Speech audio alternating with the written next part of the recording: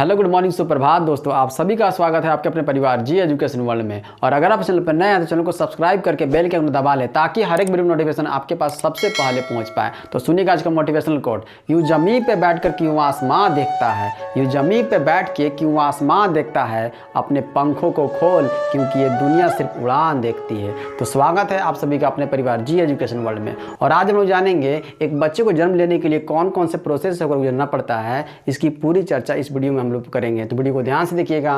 Video अगर अच्छा लगे तो इसे दूसरों के साथ भी शेयर कर दीजिएगा। चलिए प्रारंभ करते हैं आज की क्लास को। देखिए, एक बच्चे को जन्म लेने के लिए उसे 4 प्रोसेस से होकर गुजरना पड़ता है। कौन कौन सा प्रोसेस है ध्यान दीजिएगा। देखिए, पहला जो प्रोसेस को बोलते हैं युग्मक जन्म बोलते हैं, गैमेटोजेनेसिस बोलते हैं। और दूसरा जो प्रोसेस है उसको बोलते हैं निषेचन, फर्टिलाइजेशन बोलते हैं। तीसरा जो प्रोसेस हो गया आपका भ्रूणीय विकास हो गया, इसको एम्ब्रियोनिक डेवलपमेंट बोलते हैं। और चौथे प्रोसेस में क्या होता है, शिशु का जन्म होता है, चाइल्ड बर्थ होता है। ठीक है, तो ये 4 प्रोसेस होते हैं एक बच्चे को जन्म लेने के लिए। अब बारी बारी समझते हैं। अब ध्यान दीजिएगा, युग्मक देखिए, युग्मक जनन जो है, गैमेटोजेनेसिस जो है, ये प्रारंभिक चरण कहलाता है। प्रारंभिक चरण कौन सा है, तो युग्मक जनन है। अब युग्मक का निर्माण कौन कौन सा करेगा, युग्मक का निर्माण जो है, गैमेट का निर्माण जो है, स्त्री अलग गैमेट का निर्माण करती है और जो पुरुष जो है अलग गैमेट का निर्माण करता है। स्त्री कौन से गैमेट का निर्माण करती है, तो उसका नाम क्या है, उसका नाम है अंडाणु, इसलिए इसको अंडाणु जनन बोलते हैं। ठीक है, अब जो पुरुष जो है कौन से गैमेट का निर्माण करेगा, उसको बोलते हैं शुक्राणु जनन बोलते हैं। शुक्राणु कौन निर्माण करेगा, पुरुष का जो शुक्राणु है कौन सा अंग निर्माण करेगा,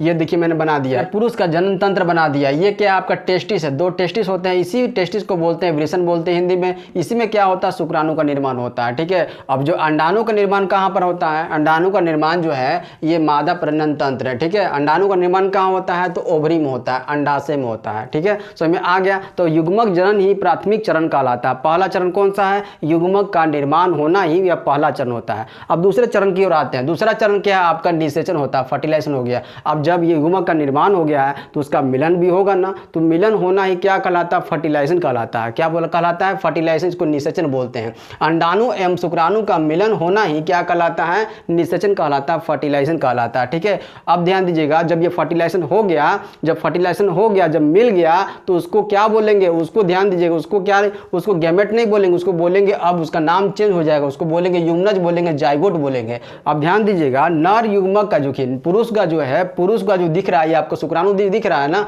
पुरुष का सिर्फ केंद्रक भाग लेता है, ऊपर वाला सिर्फ भाग लेता है। ये पूछवा भाई साहब भाग नहीं लेता है, ये पूछ जो है भाग नहीं लेता। पूछ क्या करता है, पूछ सिर्फ ढकेलने का काम करता है, ऊपर की ओर ले जाने का काम कौन करता है, ये पूछ करता है। पूछ का काम सिर्फ ऊपर की ओर ले जाना है। ठीक है, जबकि भाग लेता कौन है, तो ये आपका केंद्रक भाग लेता है, ऊपर वाला भाग लेता है। ठीक है, और जो मादा का युग्मक कौन सा भाग लेता है, पूरी तरह से भाग लेता है। मादा जो आपका गैमेट है ना, पूरी तरह से भाग लेता है, उसका मतलब अंडाणु पूरा भाग लेता है, और पुरुष का जो है सिर्फ आपका केंद्रक भाग लेता है, ऊपर हिस्सा भाग लेता है। समझ में आ गया। ये भी आपका कि जब पुरुष किसी महिला के साथ संबंध बनाता है तो जो वीर्य बाहर निकलता है, एक बार स्खलन में जो है पुरुष का जो एक बार वीर्य स्खलन होता है उसमें 30 से 50 करोड़ शुक्राणु होते हैं। कितने होते हैं, 30 से 50 करोड़ शुक्राणु होते हैं, जिसमें से मात्र 1% ही शुक्राणु जो है अंडाणु के साथ निषेचन करके वो जाइगोट का निर्माण करता है। सिर्फ 1%, सिर्फ एक ही का जरूरत है। ठीक है, बहुत सारे सब क्या हो जाते हैं, नष्ट हो जाते हैं, क्योंकि जो शुक्राणु होते हैं 48 घंटे का उसका जीवन काल होता है। कितने घंटे का होता है, 48 घंटे का होता है।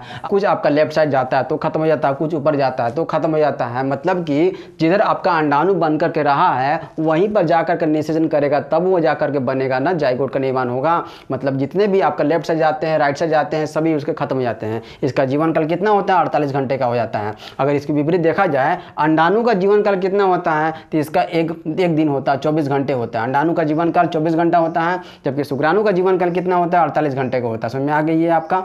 अब चलते हैं भ्रूणीय विकास के तरफ, एम्ब्रियोनिक डेवलपमेंट के तरफ ध्यान दीजिएगा। जब ध्यान दीजिए, जब मिलन हो गया, जाइगोट का निर्माण हो गया, जब जाइगोट का निर्माण हो गया तो कहाँ पर आ गया, जो यहाँ पर जाइगोट आया है तो इसका विकास प्रारंभ होगा ना, इसी विकास को क्या बोलते हैं, भ्रूणीय विकास बोलते हैं, एम्ब्रियोनिक डेवलपमेंट बोलते हैं। अब जब यहाँ पर 3 सप्ताह में ध्यान दीजिएगा, 3 सप्ताह में क्या होता है, प्रारंभिक जनन स्तर का निर्माण होता है। 3 सप्ताह जब होता है, जो भी यहाँ पर भ्रूण आया, जाइगोट आया है, उसका जब 3 सप्ताह होता है, 3 सप्ताह जब होता है तो आंतरिक, माध्यमिक और और जो है बाहरी स्तर जितने भी चीज़ें हैं एक शिशु के निर्माण हो जाता है। निर्माण होना प्रारंभ कह सकते हैं या फिर निर्माण कुछ कुछ का हो जाता है। ठीक है, अब 10 सप्ताह जब होता है, ध्यान दीजिएगा, 10 सप्ताह में क्या होता है, विकसित जो युग्मनज होता है, जो विकसित जो जाइगोट होता है वो क्या कहलाता है, भ्रूण कहलाता है, एम्ब्रॉय कहलाता है। मतलब 10 सप्ताह में जब पहुंचता है ना, 10 सप्ताह की जब अवधि होती है तब उसको क्या बोलते हैं, भ्रूण बोलते हैं, एम्ब्रॉय बोलते हैं। इस अवधि तक लगभग जो है सभी अंग का विकास हो जाता है। ठीक है, अब इसके बाद जो है 10 सप्ताह के बाद, 10 सप्ताह के बाद वाले